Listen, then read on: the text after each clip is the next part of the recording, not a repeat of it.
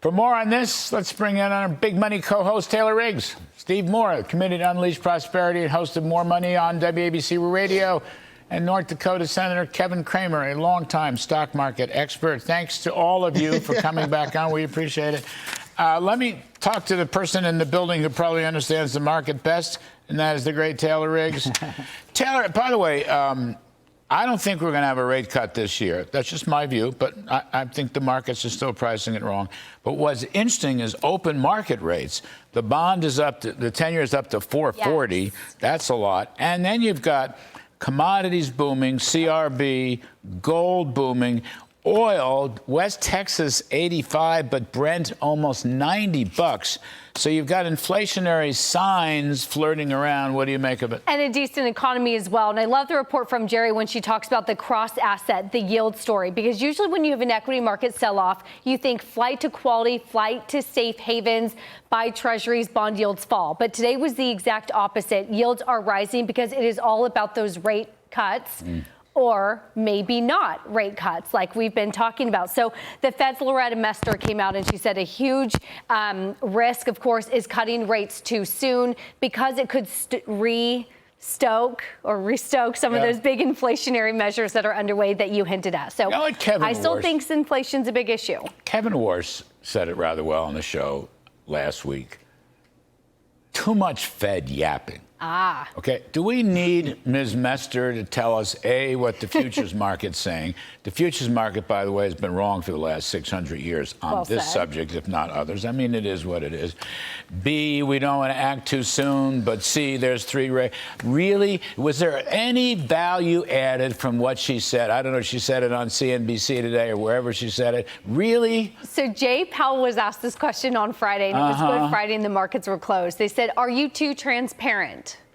And he said, I don't think so. They like coming out and doing all these talks, but I think you're right. Sometimes it can be confusing. I will say, though, what is good about this Fed speak is the markets came into this year begging for 6 rate cuts. And at least now, finally, they're looking at 2.5 rate cuts. So they're getting more in line with what the Fed has consistently said. I've never seen a half a rate cut. What's a half a rate cut? You got to help me on that. Kevin Cramer, you may not know what half a rate cut is, but you know something about oil coming up there from North Dakota.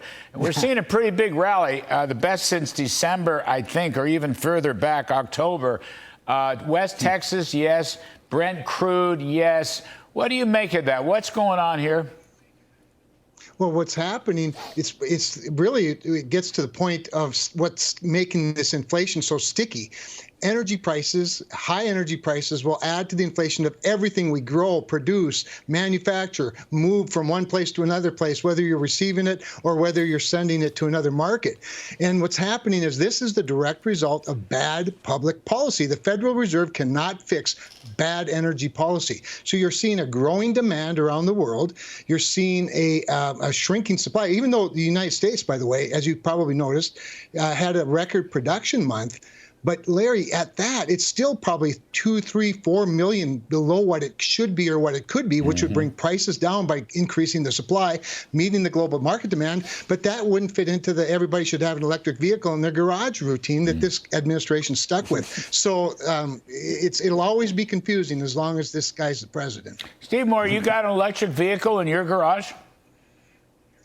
Well, I'm going to have to get one because they have a tow truck and take away our gas cars under these policies. But by the way, Kevin Cramer is one of my favorite senators, so it's an honor to be on with you, Senator.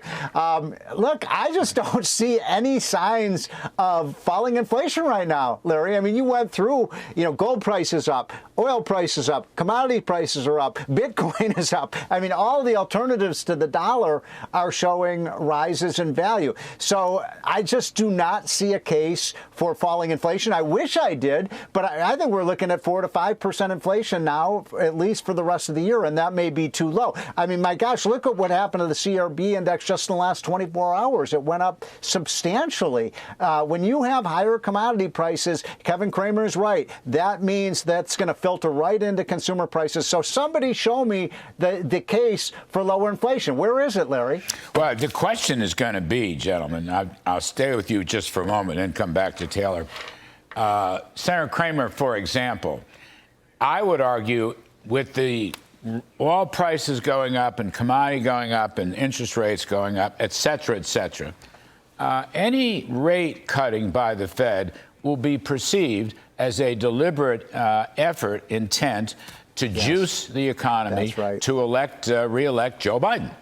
And Kevin Cramer, I think that would redound, that kind of thinking or that kind of charge or even that kind of appearance, Senator Cramer, would really be very damaging to the Federal Reserve. And that's a reason why they really shouldn't do it unless there's a clear-cut case to lower rates, which there isn't, as Steve Moore and we've all agreed there's no clear-cut case. So, Senator Cramer, the Fed be digging its own grave here if they start moving.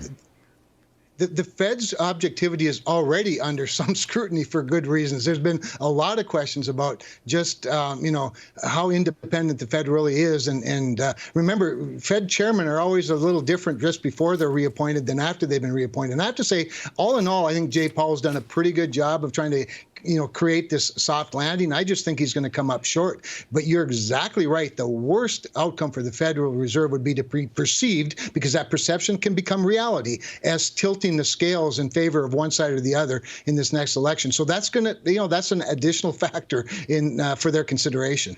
Taylor, two questions, though, important questions, I think. One is, I had an instinct today when I looked at the computer screen that these commodity runs might have had something to do with the tragedy of the Baltimore Bridge and the freighter. But then again, the trend line started way before that. So I don't think that explains it. And the other thing is the yield curve is still inverted. I mean, the Fed funds rate and the T-bill rate, I'll call it 5.5%, more or less, 5.25, 5.5. And the 10 years at 4.40. Gee whiz, that's a long time for a yield curve inversion. Does that have any meaning at all? You're getting me very excited talking about the yield curve, Larry. I love that. So watch out. I will say that the inverted yield curve, typically the 2s, 10s that you know from the Federal Reserve, is something that they use not as a sign that there is a recession, but more of a predictor, though, as you know, it works at a lag. So it inverts, and then typically 6, 12, 18 months later, it is a sign that there is a recession. But you could also note that you get a recession because the Fed has been too late in cutting rates. That's why it's inverted. So I don't know. I hear from market participants that 2s, 10s inversion becomes less and less helpful the longer we go on. I think there's some structural issues with this economy that are different, which is the reason that traditional signal is not working this time. I always prefer the 3-month bill to the 10, but whatever. Well, now you sound like Jay Powell. Well, that's the New York Fed model, yes. Which, by the way, worked for about 50 or 60 years, but it hasn't worked this time. But the other thing is the Atlanta Fed's GDP tracker model is up to 2.8% for the first quarter. That's almost 3%. That's not nothing. I mean, it sure ain't a recession. And Loretta Mester repeated that today, that this is an economy that's being revised a little bit higher. I think this defies all the logic from all the economists out there that the economy is healthier than we thought, maybe in part thanks to a consumer that isn't pulling back yet, despite all of these inflationary forces. Steve Moore, I know you're a big fan of the EVs and the EV chargers. Joe Biden injected a fortune into these EV chargers, supposedly, in the misnamed Inflation Reduction Act, or whatever it's called. Right. So my question to you is, where are all these EV chargers?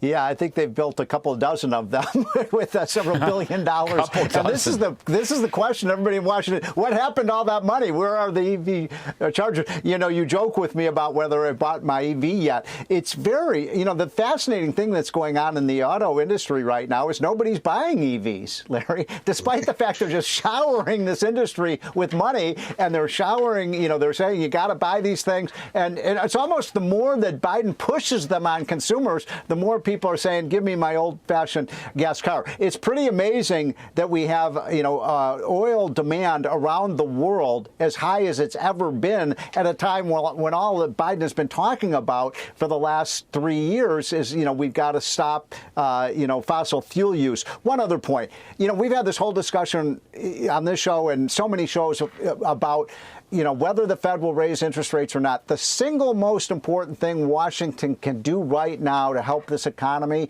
And I want Senator Cramer to listen to this because I know he's on my side on this. Cut government spending. Oh, that's way too easy. Spending. That's so much easy. more important. That's way too easy. I thought you had a more creative solution.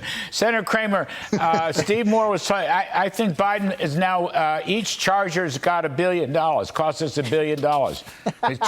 He put in $12 billion and he's only got 12 chargers. I mean, Senator Cramer, the model is broken. The EV model is broken. It's very broken. I'm going to give you the last word on that because you were very patient with us on the stock market.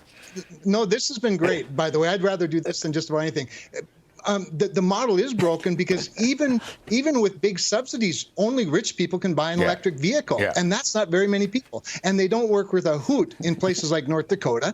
And we don't have a grid that can, energize them. We don't have enough transmission. We don't have enough generation. We're closing all the efficient, power plants in the country. It's so upside down and so screwed up that Donald Trump can't get in the White House fast enough for my taste.